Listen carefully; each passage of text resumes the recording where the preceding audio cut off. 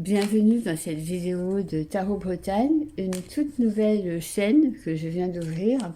Je vais proposer des taroscopes sur cette chaîne-là, donc signe par signe, mois par mois, également pour l'année.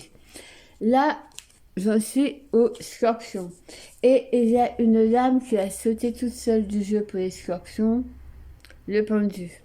Le Scorpion peut se sentir dans une position contrainte, avec des liens qui ne lui conviennent pas. Peut-être que ça te parle. Ça, c'est pour le mois de décembre. Hein. Ça peut ne pas te parler tout de suite, ça te parlera après. Décembre, mois des fêtes, on peut se sentir tout simplement contraint par cette obligation à voir les gens, à faire la fête. Pour certaines personnes, ça peut être compliqué. Je suis Scorpion, ça peut être compliqué pour les Scorpions, ça, tout simplement. Hein.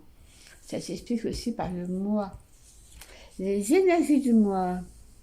Le 7 de bâton. Le 7 de bâton parle d'une belle assurance émotionnelle.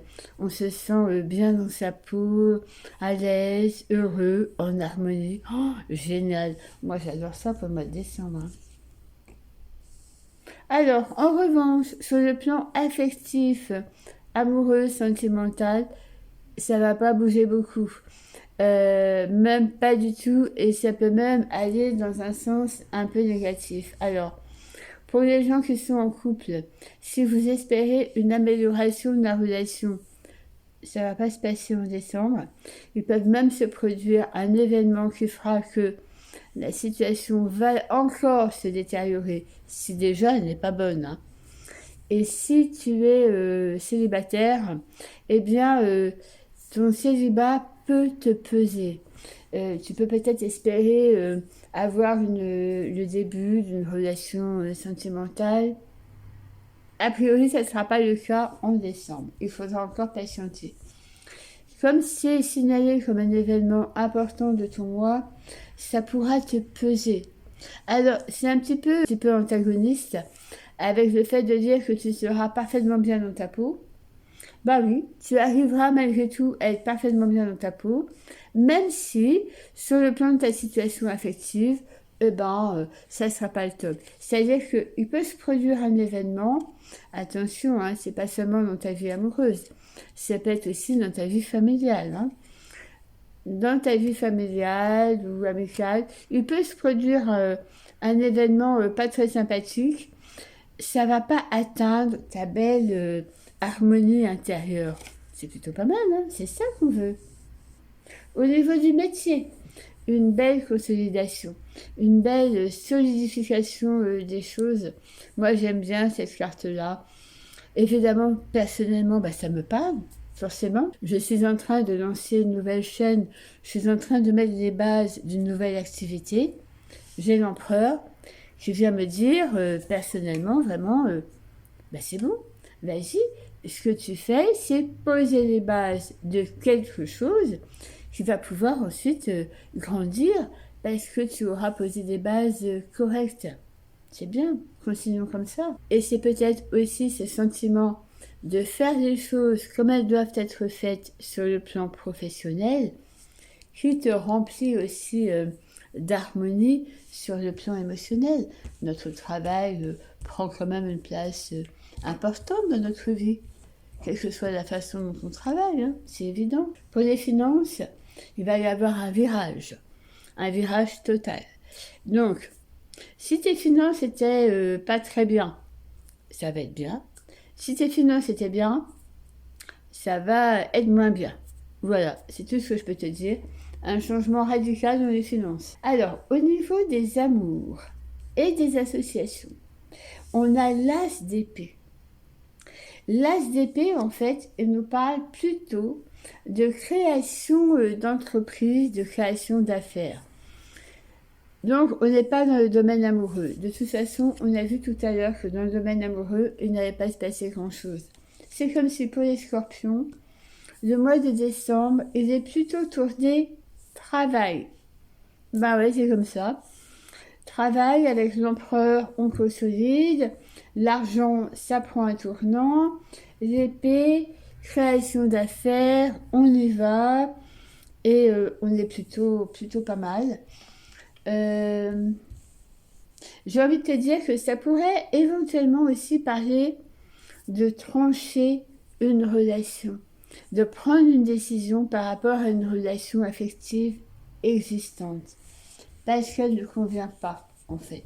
Ça pourrait parler de ça aussi. Tu vas devoir...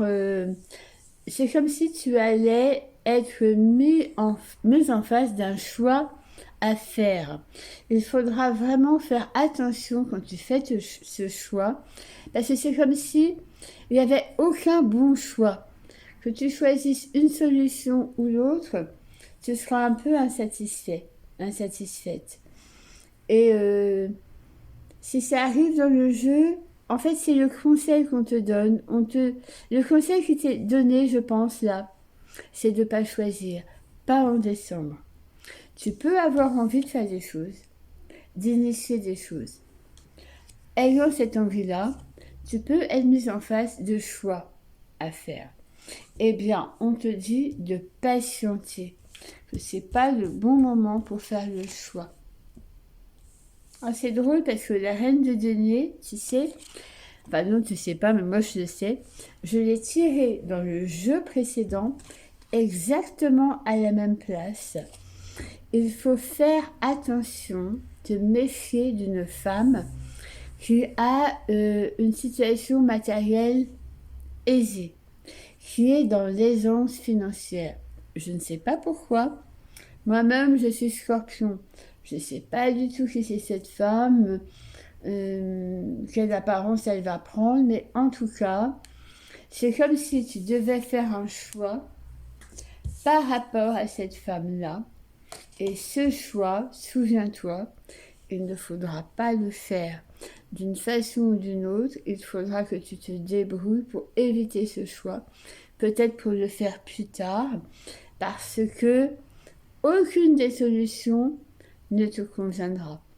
Si tu dois vraiment faire un choix, c'est un choix que tu feras par défaut. Et cette femme-là, elle va pas te rendre service. C'est pas une femme qu'il est bien d'avoir dans ton entourage où il faudra vraiment faire attention à cette femme-là. Alors, soit c'est une femme, soit on te demanderait d'éviter l'aisance matérielle. Bon. Peut-être qu'on te demande aussi d'éviter de mettre l'argent en premier lieu de tes préoccupations et d'agir plutôt avec le cœur. Ça peut aussi vouloir dire ça. Dans ce cas-là, il n'y aurait pas de femme, ça serait juste toi dans ta relation dans ta relation à l'argent, on te demande de prendre la distance. On te signale que c'est pas ça le plus important dans la vie et qu'il y a d'autres choses à faire. Ça veut dire que si dans ce fameux choix à faire là, il y a une notion d'argent qui intervient, on te dit que ce n'est pas l'argent qui doit être ton principal moteur, mais autre chose. Ne pas être animé par l'avidité et l'appât du gain, mais être animé par autre chose. Par ton cœur, en fait. Hein. C'est aussi la carte de l'amoureux, ça.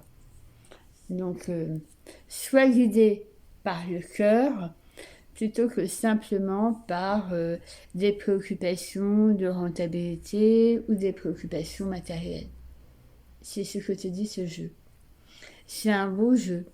C'est un jeu d'enthousiasme. On va de l'avant. Bon, même si sur le plan amoureux, affectif, c'est pas le top du top a priori. Mais on s'en sort quand même bien avec une belle carte de stabilité émotionnelle qui nous parle d'harmonie. Et franchement, l'harmonie, c'est ce dont on a besoin dans notre vie. Si ça t'a plu, si les messages t'ont paru judicieux, mets un pouce et abonne-toi, c'est bien pour moi. À bientôt!